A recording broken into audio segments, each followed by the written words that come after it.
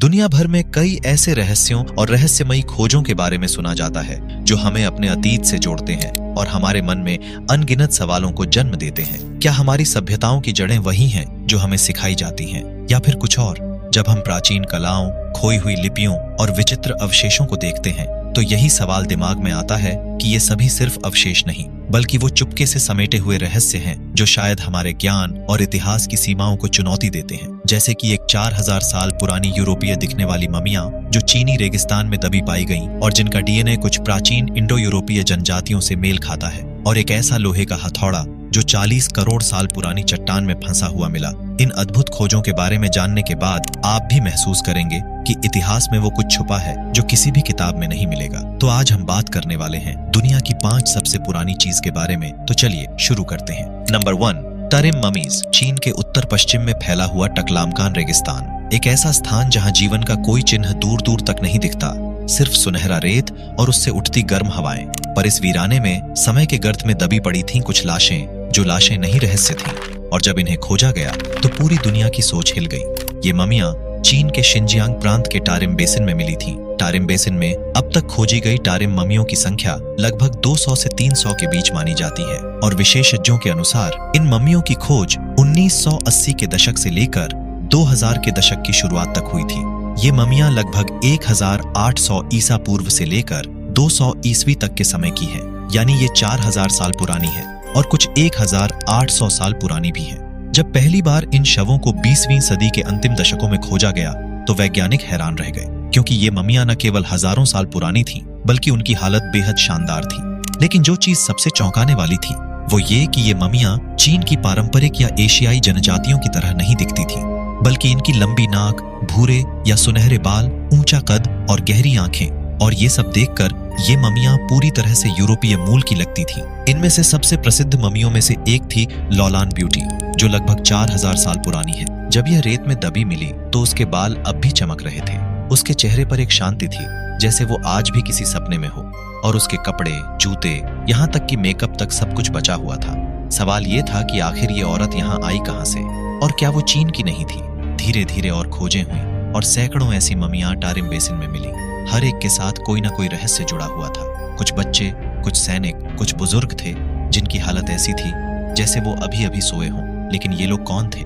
इस खोज ने इतिहासकारों और वैज्ञानिकों के बीच तूफान ला दिया। चीन की सरकार भी असहज हो उठी, क्योंकि टारिम बेसिन आज उस शिनजियांग क्षेत्र में है जो पहले से ही जातीय और राजनीतिक रूप से संवेदनशील माना जाता है। लेकिन डीएनए जांच ने साफ कर दिया कि इन ममियों का संबंध डोकैरियन जैसी प्राचीन इंडो यूरोपीय जनजातियों से था, यानी इनका यूरोपीय जड़ें होना सच था। इसका मतलब ये भी था कि चीन का यह इलाका, जिसे आज चीन का हिस्सा माना जाता है, वो कभी वेस्टर्न माइग्रेंट्स का एक पड़ाव हुआ करता था, यानी सिल्क रोड बनने से भी हजारों साल पहले पूर्व और पश्चिम का मिलन हो चुका था।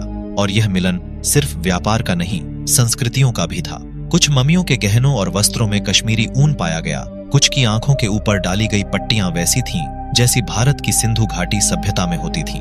ये सभी संकेत एक अद्भुत लेकिन खो चुके प्राचीन नेटवर्क की ओर इशारा करते हैं, एक ऐसा मार्ग जिसमें भाषा, विचार, परंपराएं और लोग सब एक दूसरे से जुड़े थे। आज टारिम ममीज न केवल मम्मी विज्ञान के लिए, बल्कि मानव इतिहास और सभ्यताओं के विकास को समझने के लिए एक चाबी बन चुकी है। ये ममियां हमें बताती हैं कि इतिहास केवल वही नहीं जो किताबों में लिखा गया है, बहुत कुछ ऐसा भी है जो अभी रेत के नीचे दबा हुआ है। Number 2, London hammer. एक ऐसा हथौड़ा जो समय की सीमाओं को तोड़ता हुआ इतिहास के सबसे रहस्यमयी अवशेषों में गिना जाता है। साल था 1936। अमेरिका के टेक्सास राज्य में एक छोटा सा कस्बा है, लंदन, टेक्सास। वहां पर एक दिन मैक्स हान नामक एक व्यक्ति अपनी पत्नी के साथ घूमने निकले। तभी उनकी नजर एक अजीब से पत्थर पर पड़ी। वह पत्थर बाकी चट्टानों से अलग था। कुछ ऐसा महसूस हुआ जैसे वह भीतर से खोखला हो, या शायद उसके अंदर कुछ छुपा हो। मैक्स ने वह पत्थर घर ले जाकर तोड़ा, और अंदर जो था वह देखकर दोनों हैरान रह गए। उस पत्थर के अंदर लोहे का एक पुराना हथौड़ा था। जी हाँ, एक साफ सुथरा हथौड़ा जिसकी लकड़ी का हैंडल भी अब तक सुरक्षित था। लेकिन जो बात सबसे चौंकाने वाली थी वो ये कि वह पत्थर जिसमें हथौड़ा बंद था वो 40 करोड़ साल पुराना बताया गया है। अब जरा रुकिए और सोचिए कि इंसान ने लोहे का औजार बनाना तो बस कुछ 1000 साल पहले सीखा था, तो फिर यह हथौड़ा करोड़ों साल पुरानी चट्टान में कैसे आया? यह खोज लंदन हैमर या लंदन आर्टिफैक्ट के नाम से दुनिया भर में मशहूर हो गई। कुछ वैज्ञानिकों ने कहा कि यह जियोफैक्ट है, यानी प्राकृतिक रूप से बना एक ढांचा जिसमें बाद में कोई चीज फंस गई होगी। उनका कहना था कि यह पत्थर वास्तव में हाल की सेकेंडरी कंक्रीशन यानी चूना पत्थर जैसी खनिज परतों का जमा हुआ टुकड़ा हो सकता है जो सिर्फ कुछ 100 सालों में बन गया हो। लेकिन दूसरी ओर कुछ पुरातत्वविदों और रहस्य प्रेमियों ने सवाल उठाया कि अगर ये हथौड़ा कुछ ही 100 साल पुराना है तो यह पत्थर इतनी सघन परतों में क्यों और कैसे जमा हुआ, और हथौड़े की धातु जिस तरह से गली नहीं बल्कि पूरी तरह संरक्षित है वह बताता है कि इसे किसी अलग धातु मिश्रण से बनाया गया होगा। इसके अलावा हथौड़े के हेड का एक हिस्सा 99.9% आयरन से बना है और बिना किसी आधुनिक टूल्स के इतनी शुद्धता पाना आसान नहीं। कुछ थ्योरी यह भी कहती हैं कि यह एक प्राचीन विकसित सभ्यता का प्रमाण हो सकता है जिसे हम भूल चुके हैं, जैसे अटलांटिस या फिर वो सभ्यताएं जो हिमयुग से पहले मौजूद थीं। कुछ तो इसे टाइम ट्रैवल या ऑल्टरनेट टाइमलाइन का भी प्रमाण मानते हैं। लंदन हैमर आज अमेरिका में एक निजी क्रिएशनिस्ट संग्रहालय में रखा गया है जिसे क्रिएशन एविडेंस म्यूजियम कहा जाता है। यहाँ इसे एक प्रमाण के रूप में प्रस्तुत किया जाता है कि धरती पर जीवन और सभ्यता की कहानी वैसी नहीं है जैसी हमें पढ़ाई जाती है। लंदन हैमर एक ऐसा रहस्य है जो इतिहास, भूगोल और विज्ञान ये तीनों के सिर पर सवाल खड़ा करता है कि क्या यह बस एक संयोग है या फिर यह संकेत है कि हमारी दुनिया में अब भी ऐसे रहस्य दबे हैं जो सब कुछ बदल सकते हैं। Number 3, copper scroll. 1952 इजराइल का कुमरान इलाका। शोधकर्ता मरे सागर के किनारे गुफाओं में खुदाई कर रहे थे। उन्हें उम्मीद थी कि उन्हें कुछ धार्मिक ग्रंथ या शास्त्र मिलेंगे, जैसा कि पहले की गुफाओं में डेड सी रोल्स मिल चुके थे। लेकिन गुफा नंबर 3 में जो मिला वो अब तक की सबसे अनोखी और रहस्यमयी खोज थी, क्योंकि एक तांबे की पुरानी और जंग लगी हुई पट्टी थी। ये कोई आम स्क्रॉल नहीं था बल्कि पूरा का पूरा तांबे की धातु पर उकेरा गया था, कुछ इस तरह जैसे लिखने वाले को यकीन था कि ये बात हमेशा के लिए बचनी चाहिए। शुरुआत में तो किसी को समझ ही नहीं आया कि ये है क्या, लेकिन जब विशेषज्ञों ने इसे पढ़ा तो उनकी आंखें हैरानी से फैल गईं, क्योंकि इसमें लिखा था खजानों का एक विस्तृत विवरण। यह कॉपर स्क्रोल बाकी डेड सी स्क्रोल से एकदम अलग था, क्योंकि वो धार्मिक थे और ये भौतिक था। इसमें 64 ऐसे स्थानों का जिक्र था जहां सोने और चांदी के बेशकीमती खजाने छुपाए गए थे। हर लाइन किसी एक गुप्त ठिकाने की तरफ इशारा करती थी। कहीं लिखा था कि एक पुराने कुएं के तल में चांदी के बर्तन दबे हैं, कहीं बताया गया कि किसी दरख्त की जड़ों के नीचे चांदी की ईंटें गाड़ दी गई हैं, और एक स्थान पर कहा गया कि जेरिको के पास मंदिर के पश्चिमी कोने में 7 हाथ नीचे खुदाई करो, वहां सोने के 600 टुकड़े मिलेंगे। माना जाता है कि जब रोमनों ने यरूशलेम का दूसरा मंदिर 70 ईस्वी में नष्ट किया था, तब वहां के यहूदी पुरोहितों और विद्वानों ने मंदिर की संपत्ति और पवित्र धरोहरों को छुपा दिया था। यह स्क्रॉल शायद उन्हीं द्वारा छोड़ा गया था ताकि भविष्य में किसी वफादार को उसकी जानकारी मिल सके। पर तब से आज तक इन 64 जगहों में से किसी भी स्थान पर कोई भी खजाना नहीं मिला। कई खोजकर्ताओं ने खुदाई की, नक्शों से मेल बैठाया, पुराने स्थानों की तलाश की, लेकिन नतीजा हर बार एक ही रहा, खाली जमीन और गहराता सवाल। क्या ये स्क्रॉल सिर्फ एक प्रतीकात्मक लेख है या क्या खजाने पहले ही निकाल लिए गए थे? कुछ विशेषज्ञों का मानना है कि ये सूची असली है, लेकिन खजाने अब तक किसी को नहीं मिले क्योंकि उनके संकेत बेहद जटिल और प्राचीन हिब्रू भाषा में हैं, जिनका मतलब समय के साथ धुंधला पड़ गया है। कुछ लोगों ने तो इसे खोई हुई सभ्यता की आखिरी गवाही भी कहा है। कॉपर स्क्रॉल आज इजराइल म्यूजियम में सुरक्षित है, लेकिन यह स्क्रॉल एक रहस्य है जो कभी शायद हल हो जाए और शायद कभी नहीं। लेकिन यह हमें याद दिलाता है कि इतिहास सिर्फ वो नहीं है जो हम जानते हैं। असली इतिहास अक्सर रेत के नीचे दबा रहता है और सिर्फ वो लोग उसे खोज पाते हैं जो उसकी पुकार को सुन सके। Number 4, Nazca lines. दक्षिणी पेरू का एक सूखा सुनसान इलाका जहां दूर दूर तक फैली रेत और पत्थर हैं, वहां अचानक कुछ ऐसा दिखता है जो आंखों को ठहरा देता है। जमीन पर फैली रेखाएं सीधी, मोड़ी हुई, घूमती हुई, लेकिन इनका रहस्य तब सामने आता है जब इन्हें ऊपर से देखा जाए। तब समझ आता है कि ये सिर्फ लकीरें नहीं हैं, बल्कि धरती पर उकेरे गए विशाल चित्र हैं, जैसे किसी अदृश्य कलाकार ने रेत को कैनवास बनाकर अपनी कल्पनाओं को आकार दिया हो। नाज़का लाइंस पेरू के नाज़का और पाल्पा शहरों के बीच फैली हुई हैं। ये चित्र इतनी बड़ी और जटिल हैं कि इन्हें देखने के लिए आपको जमीन से नहीं, आसमान से देखना होगा। कोई चित्र बंदर का है, कोई मकड़ी का, तो कोई विशालकाय पक्षी का, और कुछ बिल्कुल ज्यामितीय आकारों जैसे कि त्रिकोण, सर्पिल और तीर जैसे प्रतीकों के रूप में है। इन आकृतियों की लंबाई 400 फीट से भी अधिक है, और सबसे अद्भुत बात यह है कि ये सब हजारों साल पहले बनाई गई थी। वैज्ञानिकों के अनुसार ये रेखाएं लगभग 200 ईसा पूर्व से 600 ईस्वी के बीच बनी थी, यानी आज से करीब 2000 साल पहले। इन्हें नाज़का सभ्यता ने बनाया था, जो एक प्राचीन और रहस्यमयी संस्कृति थी।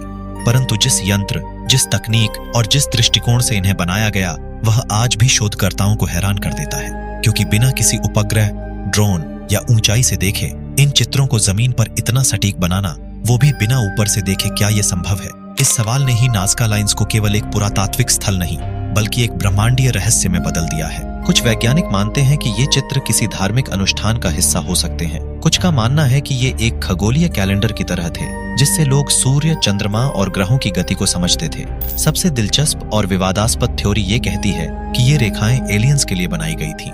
कुछ लोग मानते हैं कि नाज़का के लोग किसी और ग्रह से आए मेहमानों से संपर्क में थे, इसलिए उन्होंने जमीन पर ऐसे चिन्ह बनाए जो केवल आसमान से ही समझ में आए।